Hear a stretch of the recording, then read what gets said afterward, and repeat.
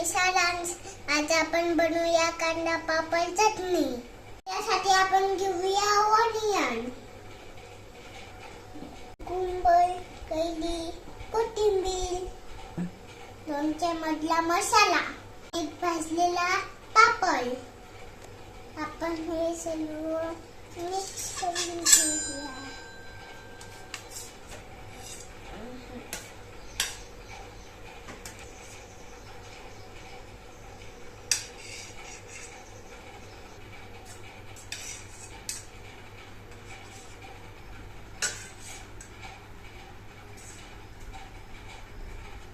लोणच्याचा मसाला पण घालून घेऊया.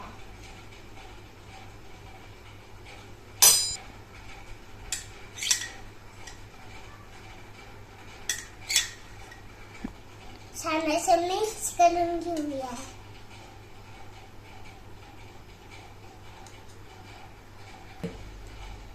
याच्यात थोडीशी मिरची पावडर टाकूया. आता थोडं नमक घालूया. भाजलेला पापड जास्त मळून घेऊया.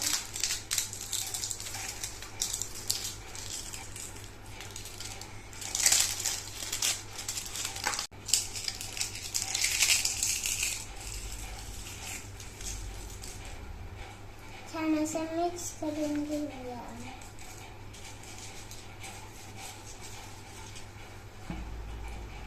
थोडं लेमन पिळून घेऊया. आपली कांदा पापड चटणी तयार आहे. मी टेस्ट करून बघतो.